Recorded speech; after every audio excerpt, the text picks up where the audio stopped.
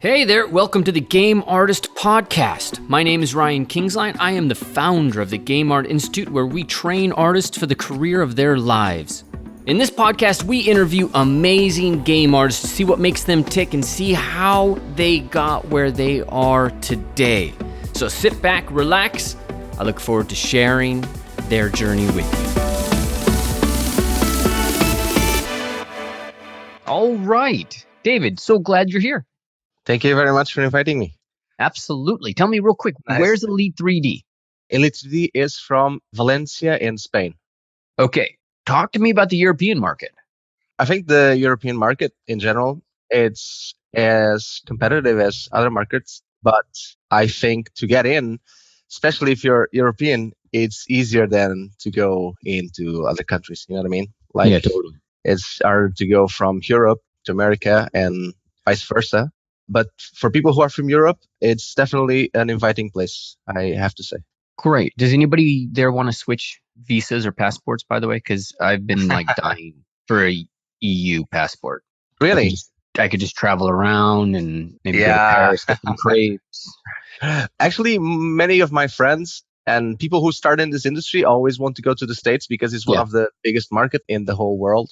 But Europe is growing, and that's a really cool thing. I mean, as Europeans, although Europe is a little bit like in the autumn, in terms of growing, I think it's growing slowly and it's going there. So yeah, I think Europe is a good place. I was just reading something earlier today about how China is going to, or already has eclipsed the U.S. as a economic in terms of the revenue and all that stuff. And then India in 2030 is going to eclipse the U.S. in terms of the size of the market. Yes. Yeah. I've heard of that too, unfortunately, but that's the reality of the situation. Yeah, we have a house. We bought a house in India, actually, a while ago. I think just so got you're finished. Prepared, I guess. We're prepared. I'm prepared. So what do you do? What do you do at Elite3D? First of all, I just want to mention that I'm from Portugal. I'm from Lisbon, but I work in Spain. So I'm a character artist and I work at Elite3D now for 2 years and almost 3. It's going to be in 2 months. I'm going to do 3 years in Elite. And I've worked in many projects since I was there. My first project was Call of Duty Infinity Warfare. And then I worked in other projects, Call of Duty Online. And then I went to the Call of Duty World War II team. That was like 2 years ago, I guess, or 1 year and a half ago. And I worked on it for a year. And now I'm working on projects I cannot say because of NDA as usual, the usual conversation. Well, Robert was mentioning your Call of Duty work. And so did you guys work as outsource or what's the relationship? Yes, we worked as an outsource for Activision. Sledgehammer is the studio who's making the game. Yeah. And we were helping them in terms of characters, props, vehicles, environment, etc. And our team was just for characters, 12 to 16 people. So it was a lot of work during a whole year. And who do you interface? How does that relationship work? Because if I understand it correctly, there's usually an outsourced manager, who is an artist as well. Yes. So how does the relationship work when you're signed up for the job? And really, I'm just looking at this from the artist perspective, not necessarily artist perspective. Yeah. It's just what kind of things do you have to do on a daily basis? So you come in and you've got commands from headquarters. For example, a long time ago, I went to Shanghai actually to train the artists at EA Shanghai on ZBrush. And there they were working with, although I think they've changed it up, and I think I'm sure it's much different than when I was there because it was a long time ago. But there they were trying to develop a 24-hour clock. They were trying to say, okay, the US team hands it off to the Asian team, and then the Asian team hands it off to the US team, and then and they keep doing that back and forth. But it ultimately didn't. There were too many problems with it because you can't really just hand something off and be like, all right, goodbye, let's not talk. You got it now, and then just make it better for tomorrow. So what does it look like? Do you guys have full control over assets or? Yes and no. So just a brief explanation, our company was founded by 2 3D artists who decided to do freelance in Spain. They travel around the world and work, etc. And then the company grew and they had a client, Activision, of course. And then loads of artists started working in World War II, Call of Duty. In Valencia, were 60 people around that of many areas of 3D. Always art. I'm always talking about art. We use softwares to organize our daily work, I have to say. as you know, like as game artists, we have to do a high poly, we have to do a low poly, we have to do UVs, bakes, and final texture. So everything is in the pipeline. So each What do time you use to check it in and out? Do you like? Are you saying you check something in and check something out? exactly, like for example, at the end of the day, you Yeah. always send like your work to the client. That's the main thing. Okay. So the client reviews or approves, and then you can proceed or just use the feedback and implement it, and then continue on and to the next step. Always like this, always. So you always have a target at the end of the day, which is to deliver. Even though if you don't deliver, you can deliver on the next day and work on a different asset or while waiting for feedback, which this you always have this range which you never stop working Mm-hmm. and you always have an objective. At the end of the day, have to deliver something or not. So that's the main thing. What can do I you also guys mention? use to check in and out? Is it just some kind of simple task management Yeah, software, or is yeah. it It's pipeline? just I'm working on this and I'm not working. That's very simple. Okay, got it. All right. So artists, you're working on these things, and then are you getting like? Do you work on this multiple days? They give you a character, and you've got to work on the character, or Mhm. Yeah, yeah. It depends on the assets. Like on my portfolio, you can see there's like a variety of characters Mhm. or props, character props, Yep. because character artists do a lot of character props too. What's a character And prop? a character prop is like a helmet, glove, something that requires specific software sometimes because, for example, prop artists they don't know how to do clothing most of the time. Right. So the character artist goes and helps or does the asset itself. Or for Right. example, as you can see, I have a statue with a horse and it requires a lot of sculpting. Yep. And that sculpting sometimes is not done as fast as a character artist, by environment artist. Yeah. So Anything organic, right? Where you're dealing with exactly. anatomy, something that you'd be more Hmm. fluent in. Understand? Yes. Yeah. Great. Like Okay. And so in this particular case, so what's your turnaround time? Are you 3 days, 2 days? Do you have to work fast? Do you have a lot of iterations? yeah, we have iterations. Like I can actually say it's normally high poly, low poly, bake and UVs Mm-hmm. and bake in this case, and Yeah. texturing. So it's like 4 processes. And we work actually in a very tight schedule most of the time. Mm-hmm. It really depends on the client because in this specific case, I'm talking about just Call of Duty, but it really depends on the client. Sometimes clients can give you more days or less days. It really depends. Yeah. So Okay. What's a tight deadline? Is it, let's say on the statue, are we talking about a week for a high poly, or are we talking about 2 days for a high poly? a week for a high poly. But Okay. it's still like sometimes artists they get attached to work and they want to do a really good work.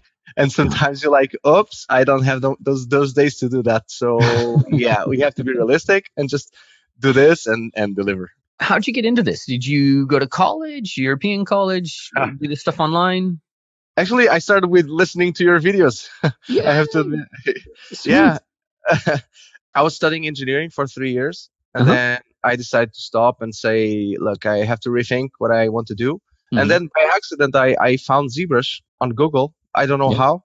Yeah. I had a friend who was using Max, 3D Studio Max, to model, Hmm. and Yeah. he was modeling like a face. And I was like, oh, let me try that. And then I was using 3D Studio Max, and I was like, this software is not for me. I would love to do characters or faces or organic stuff, but poly by poly, it's not my thing, I guess. And then I just discovered ZBrush by accident and started listening to tutorials, everything that was on YouTube, everything that was online. I was like, I'm going to give this software a try. And then I did. And after 2 days, I gave up. But then after a week, I returned and I returned with full force. And I said, I can do this and I'm going to do it. And I did it. So, I wonder, does anybody open up Max or Maya and go like, "Oh, I found the program of my dreams"? uh, I Have you do with heard Maya. anybody say that? I I've actually never heard like anybody Maya. say that. No, but ZBrush is way, way better. Yeah. I love Oh yeah. Maya, but ZBrush is the thing.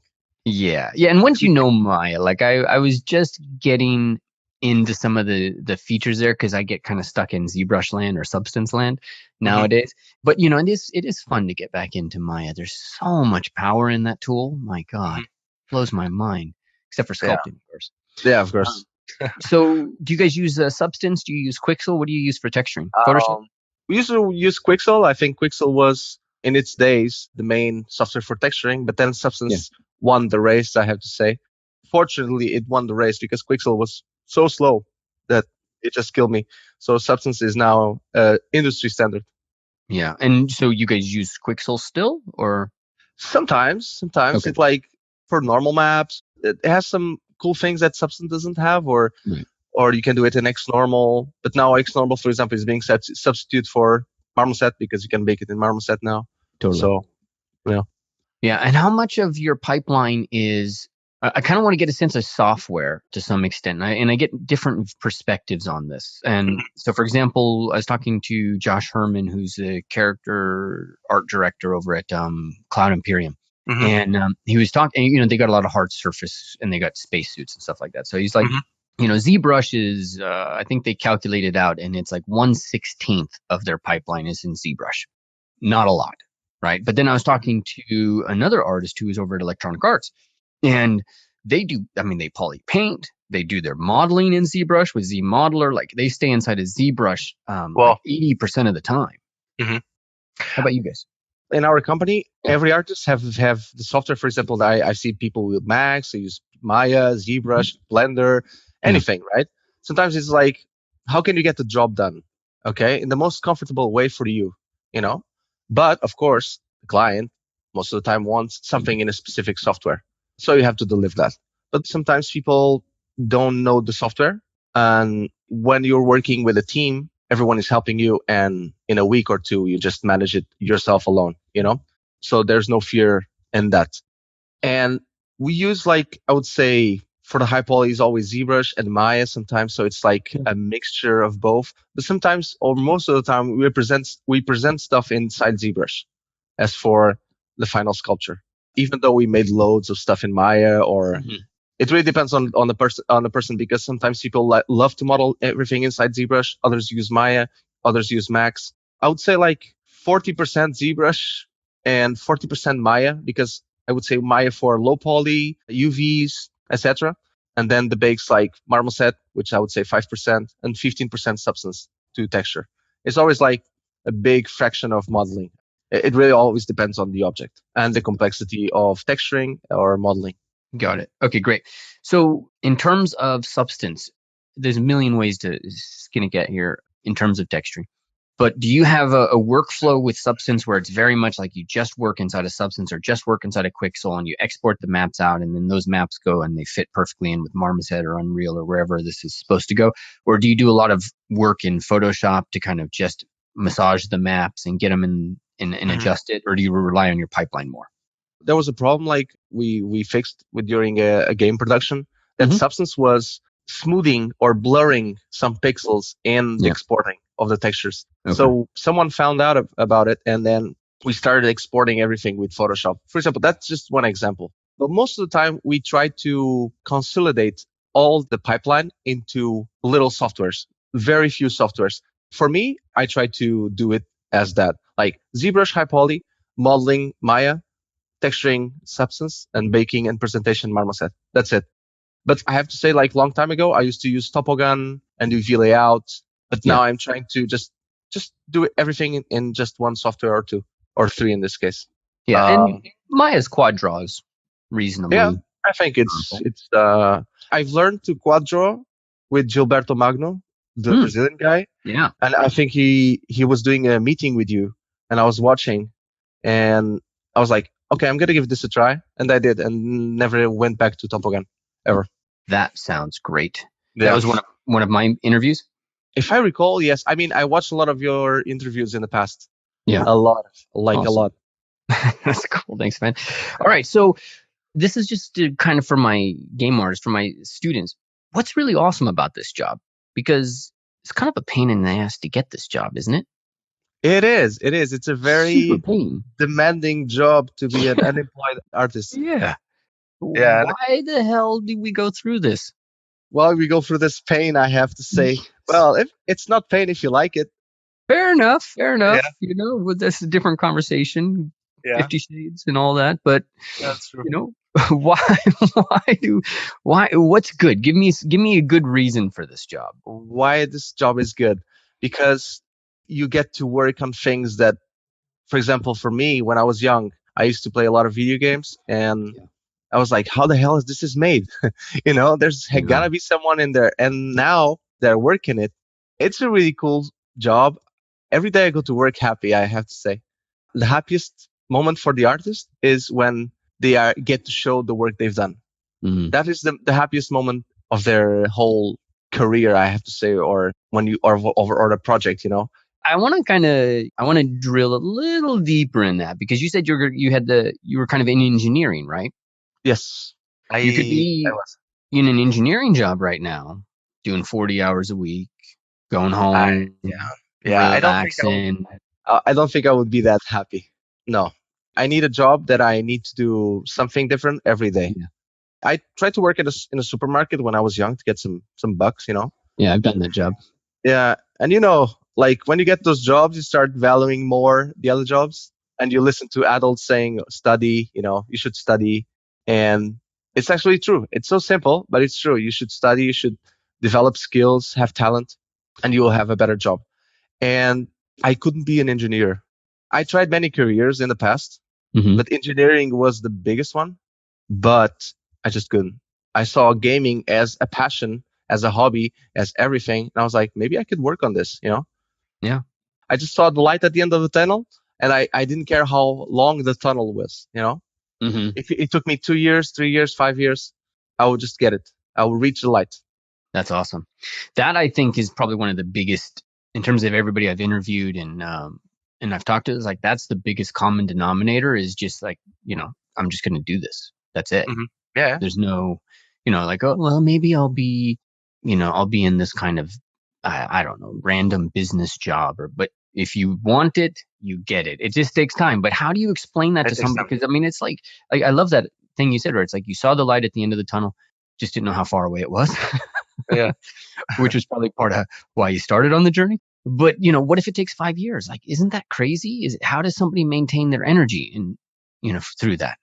I used to listen to the podcasts you used to do in the past and Hmm. and the meetings and etc. And Yeah. it's funny that most people who are in this business and people who started in this business Right. are people like that. They do something they don't like and then they start this. And that gave me a lot of motivation when I heard like Chris Costa working in a bank until when Uh-huh. he was 30. I was like, okay, man, Chris Costa started at 30. I'm 25, so I think I can do it, right? Yeah. Yeah. So I'm saying like a lot of Brazilian names because I'm Portuguese, and Hmm. actually they're the ones I remember closely because I've been following the Brazilian community work since I started this. I was motivated by other artists to be like them. I used to go to CG Hub, which was Art Station a few Yeah. years ago, Hmm. and I was like, oh, this guy's work is amazing. Okay, I want to do like that too. And I can only be proud of myself and know that I can probably have a chance in the industry when I start do work like that. And I have to thank my mom because she helped me a lot, Mm. motivating me. And I think it's important to have a healthy environment at your home when you're doing a career like this. Every artistic career is a fragile career, especially in terms of ego, because sometimes you can spend like a month doing something and then someone goes there and say, ah, it looks bad. And you go like, whoa, I am destroyed inside because of that comment. And artists' egos are very sensitive. When you're working with art and a demanding industry, etc., you have to be tough in some areas, I have to say. That's actually a great point because you create art because you've got that sensitive soul, but at the same time, the game industry requires results. Yes, you have to have like the analytical mind and the Yeah. artistic mind at the same time, and you have to Yeah. play with constantly. Yeah. And Like there's real consequences too. Like if you look at what happened to Mass Effect's the Andromeda game, I mean, the whole thing melted down. I remember that the game had a lot of problems with animations and stuff. Yeah, well, Um, shit, all games have problems with animation, let's yeah, face that's it, true. That's true. but for some reason or another, man, it just went down. And I'm not here for judgment because I got no judgment on that. I'm an artist too. But what's interesting and fascinating to me on that is like there's real consequences. Like, you have to deliver results, and those results have consequences. But at the same time, you're out there trying to create and grow. And in many ways, in the beginning, you're all by yourself. So what did your mother do that was different, that really helped? She said I always should be an artist from the beginning. No engineering. Just don't do Mm, wow. engineering. But Yeah. my father wanted me to go to the engineering because stable career, the typical conversation you can read on books and in Hollywood movies. Like the father wants the kid to have a medicine diploma or lawyer, always the same typical matrix job, I have to Yeah. say. Yeah. Uh, and my mom was like, no, I think you should be an artist. You always inclined to arts, and arts is your soul. And I had a rule when I was doing this, Hmm. which was, if someone can do it, I can do it too. It's so Hmm. simple. And I was like, there's people working in toy industry, in miniatures, in games. It's not one, it's not like a superstar. It's like, it's a collective. It's a collective people. So I can be part of that whole team. And that motivated me a lot. I kind of want to get that tattooed on the inside of my eyeball. That sounds great. If someone else can do it, so can I. Right? So Yeah, exactly. simple. It, You know, yes, I think it's a little bit arrogant to say that, but at the same time, you have to understand that I think everyone can do it. it's important to remember that the effort that you see out there is a team effort. Yes, yes. It is. Always remember, it's a team game. It's a teamwork. Yeah. Yeah. So, what kind of software do you recommend that people learn? Because I know things are changing a lot, and I personally I talk a little bit about some of the changes in ZBrush, although it's still, like it's the powerhouse, it's the thing to learn. Yes. ZBrush, for You sure. know, it's the mothership, for so much of our Yes. inspiration and our Yes. joy. It's the sun in the solar system. All right, so we got to talk about some of the asteroids or some, like what else do people need to learn? Because, you know, especially in my experience as a teacher, I find a lot of people that just get stuck in ZBrush, and that doesn't work. You got to go more than that. So, You have to go deeper, yes. yeah. So what else do people need to focus on? For example, for miniatures, I used to work in miniatures for 3 years, and ZBrush was the only software. Yeah. Okay. That's a very specific market and work, I have to say. But Yeah. if you want to go to games or cinematics, Maya or Max or Blender, anything Hmm. that has a render engine and you can rig or animate anything. Marvelous Designer for clothing. And in Hmm. terms of character artists, even though weapon artists and everyone is learning it, Marvelous Designer now, it's a very powerful software. You can get really cool results really fast Yeah. instead of sculpting them. Although sculpting them, it's important and understand clothing, but Marvelous Designer is the fastest way, because you have to remember that the analytical side of this job is you have to do things as fast as you can, as best as you can. So you have to do it in Marvelous in terms of clothing. The other one is Marmoset Toolbag for presentation, for Hmm. baking in this case. So it's a really good software at the moment, and it's trending, I would say. And Substance Painter, like Substance Painter, if you want a texture. But for example, for cinematic, I think they will probably use or Substance Painter or Mari. And probably there's Yeah. one more that I don't remember right now. But those are the softwares. Now, in terms of somebody they want to be a character artist, they want to, let's say, go it alone and not necessarily take too many classes. They just want to get in and start to practice and just do work. Is it enough to just learn the software? What else should people be doing on top of just learning software? They should be learning artistic skills and development, which is like, in this case, is anatomy, color theory, Hmm. study fabrics, study types of materials like leather, metal, fabric, skin, etc. Proportions, anything related to art, which means like you don't need ZBrush to do art, right? You can do it with a paper and a pencil. And if you can do it in the paper, it means that you have the artistic skills. But most people who use ZBrush in the industry, they don't draw. They use ZBrush to sculpt. And those people, normally they develop a really good artistic skill inside ZBrush, which is actually the necessary for this industry and for their job. So yeah, I'm just gonna repeat myself and saying like fabrics, anatomy, materials, proportions, everything. Silhouette, design. Actually, design helps a lot too. And those are the main skills before the software. What do you mean study fabric? What does that mean? How does it fold? Like leather folds in a way, types of fabrics fold in other ways. For example, I'm saying like, for example, when you're in substance and you need to texture, right? You need to know how to do certain types of fabrics, like how does it shine, if it's shiny or not, etc. Right. Got it. And then are you studying these like getting into substance or? And ultimately what I'm looking for is like, how can somebody, because this is one of the small areas of being a character artist that make a difference. It's fabric, right? And we don't think about it because let's say I Yeah. want to be a character artist and I'm like, I want to study anatomy. And do And monsters, right? yeah, right. And then next thing you know, you spent 2 years studying anatomy and then you put clothing over your entire character.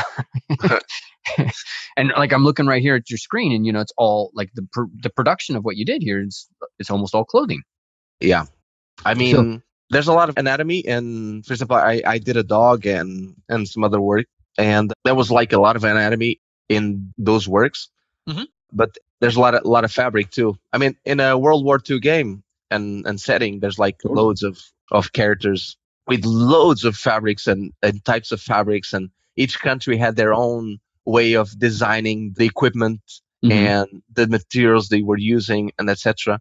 It really depends on the task you're having because, for example, as you can see, the dog I made was one piece of many, and I worked on that game for a full year. So it really goes from a spectrum of different characters and different ways of seeing and doing certain assets. So it's like helmets, boots, pants, fur, zombies, statues, dogs, it's such a huge quantity of different stuff. And I think the only thing that guided me throughout those things was the artistic skills. It Mm. wasn't the ZBrush. I mean, in ZBrush, you just can do anything, right? So there's a lot of research and a lot of references that can help you with achieving the results you want. And that's actually one of the most important things in the whole pipeline. It's like when you're doing something, you know how it's going to end because you always have the reference to help you. Okay, great. So you started in miniatures. Yes, I started miniatures 3 years ago. And funny story, I was like doing portfolio Mhm. and my mom was like, "Oh, you should just try to find a freelance." And I was like, "Okay, sure, I'm gonna try. I'm probably gonna fail because I don't have enough portfolio." Mhm. And I saw like in a website, I don't even know if it exists anymore, called Creative Cow, and it was like announced like Fantasy Flight Games needs a zebra character artist for freelance work. And I was like, sure, I'm gonna apply. If they say no, who cares? I tried it at least. So I sent it, and after 2 days, they removed the announcement, the job offer. And I was Mhm. like disappointed because they probably found someone, and yeah, okay, let's keep working. And then after 2 months, the guy sent me an art test, a paid art test actually, and What? yeah, What kind uh, of voodoo did you work for that? I don't know. It's my magical powers, I have to say. Yeah. Yeah. And you can actually see it if you click on Descent, Journeys in the Past, or in the shadow, in the dark, sorry. Mhm. If you click on it, I think it's the last one. If you go down, yes, that's my first asset, Ardouche X Edibush. And that was my first asset. It took me like, they gave me a month to do it, and I did it in a month. And then after that came another sculpture and another and another. And my first miniature, I took me 1 month because I didn't know how they wanted the details. Because in miniatures it's different. It's Yes. everything is exaggerated Yeah. and everything has to be prepared for printing, so no Mhm. holes, no nothing. And then I just kept doing. Every month I was doing a miniature, and then it was funny that the whole process was my first month was a miniature. Then 3 weeks, it took me 3 weeks to do another miniature, and then 2 weeks, and then I was like in a certain speed that it took me like a week to do a miniature, right? Mm. So I have to say that I started working in miniatures in February, and at the end of July, I was like doing miniatures really, really fast. So they were always constantly sending work to me. Yeah. And then in September, they sent me the Doom miniature game. And then the guy was like, "We have the Doom miniature game from Bethesda. So you want to work on this?" And I was like, "Yeah, sure." And then he shows me the concepts. And he goes like, "Pick three." And I said, "No, I want all of them." And yeah, and then the guy just said, "Okay, let's start with three, and then if you go well, because we have to deliver this in 3 months, and we have to be fast Mhm. as usual in this industry." I just started doing and doing and doing, and then I did all the miniatures except the big, big one for the game. And then I went to Dubai at the end of November to work Yeah. there in animation studio. I worked there for 4 months Mm-hmm. while doing miniatures, doing freelance. Yeah, And then after 4 months, I went to Valencia. I got invited to work at Elite. Now I've been working there for 2 years and almost three. So that's awesome. What do you love about working there? the people, Yeah. I actually like Spain a lot. I've been to Spain many years. I'm Portuguese, so the culture isn't very drastic in terms of difference. The language too, I speak the language easily. I think the work people are very, very positive, happy in general. Spanish people are happy in general, so that makes life easy, I guess.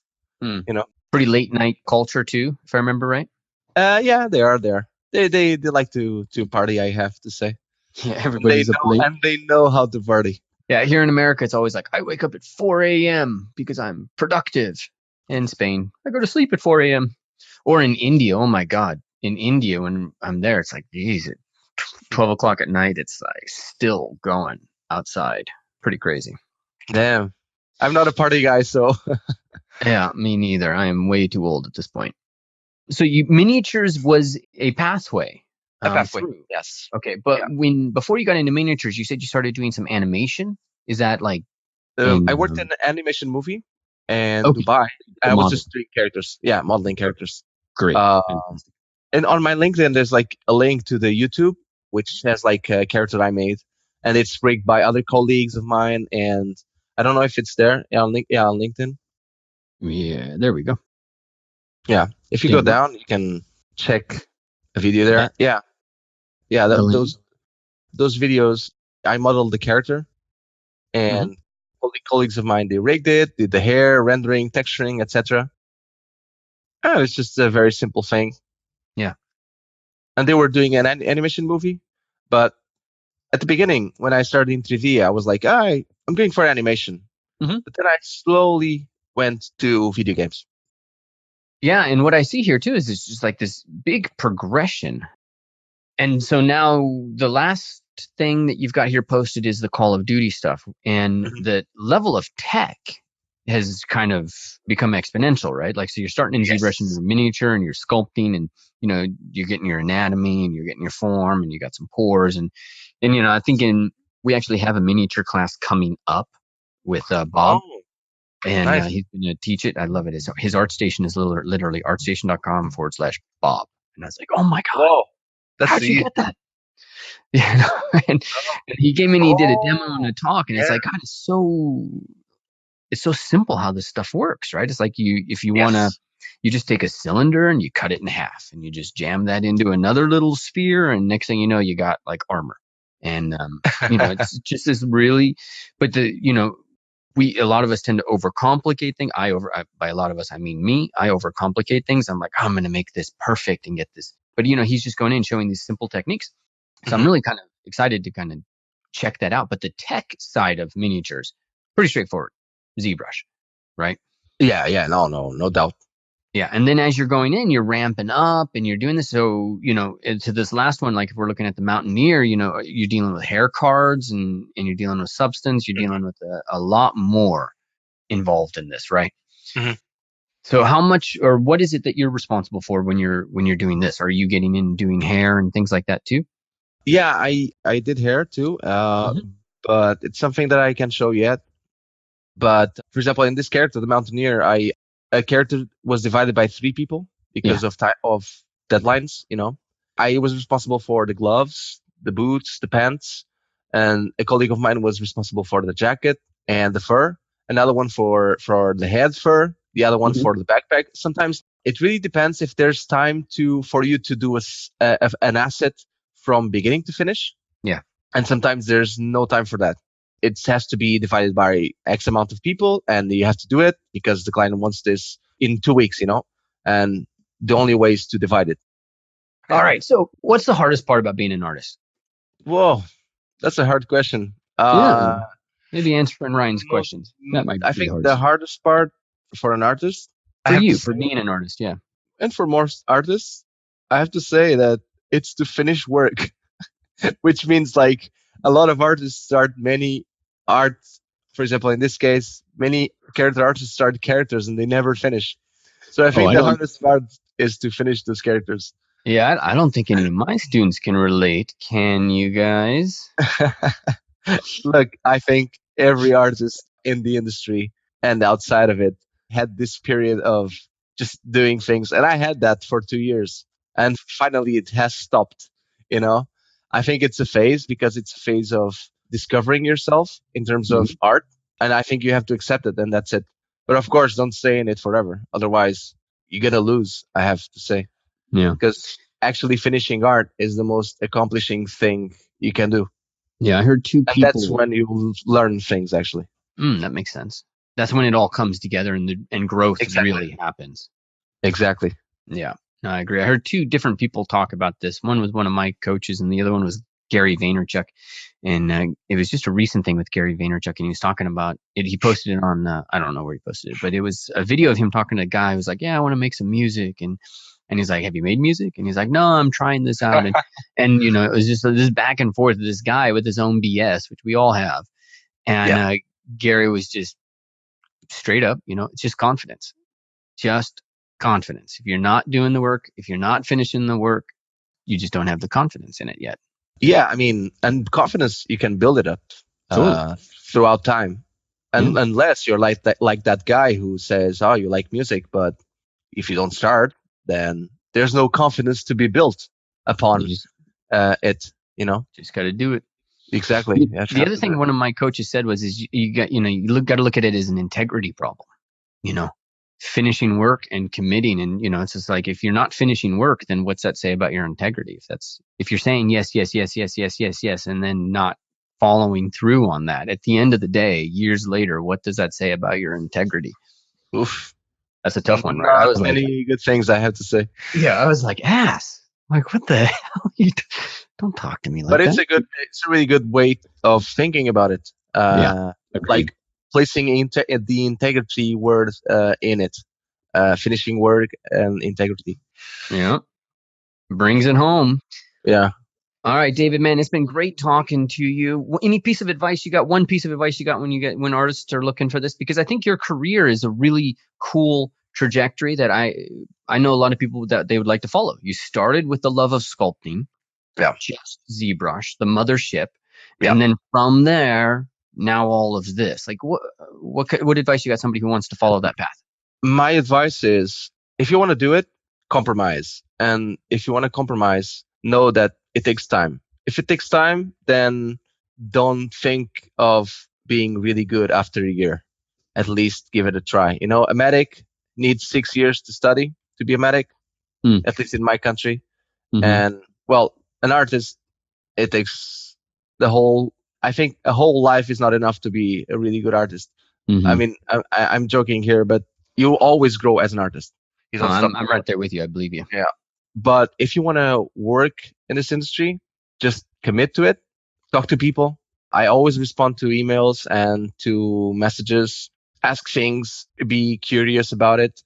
Work, work, work, work, work. Like that's 90% of it. Do what you like in terms of the work. That's one thing I've learned with not finishing pieces of art was because I was doing things that I felt they're gonna be cool, but were things that I wasn't enjoying doing. So Totally. I spoke with myself and I said, look, I just do things you like, and everything is gonna be cool, and that's it. Awesome.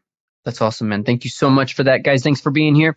David, have an amazing evening. You're heading into a weekend, sort of. Yeah, tomorrow, the day after tomorrow, and Wait. I'll. Yeah, it's late at night there now. That's right. I forgot what time it was. Ah, no, it's fine. Oh, yeah. Spain, whatever. Exactly. Take care, my friend. Thank you so much. Thank you very much. Having a conversation and, meet you very much, online guys. here. All right. Thank you for Take care. spending the night here. Thank you. All right. Bye. See you guys. Bye. All right. So I want to thank you so much for being here, for taking the time, and for listening to this podcast. And I want to ask a couple of things from you. Number one, make sure you leave a comment or you rate this on iTunes, Stitcher, wherever it is that you're getting this. That's going to make a big difference in helping us get the word out and get people to know who we are. All right. The other thing is I want to make sure you know where to find us. So you can head over to www.gameartinstitute.com where you can learn about our flagship program, which is the Game Artist Bootcamp.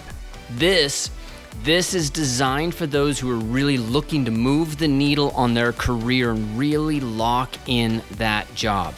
You may have gone to school and learned a bunch, maybe haven't learned a bunch, but at the Game Art Institute, the primary focus we have is the very specific industry skills, the triggers that you really need to hit in that job interview. What are the specific things that they're looking for? That's what we're going to be training you on. We're taking applications right now for environment artists and for character artists. So make sure you head over to www.gameartinstitute.com and apply today. That way we can have that conversation, make sure this is a fit for you, make sure that you're a fit for it, and if everything is perfect, then we will sign you up for that right away and get you into your training and start moving the needle on your career. All right, thank you so much again for being here. Take care, have an amazing day.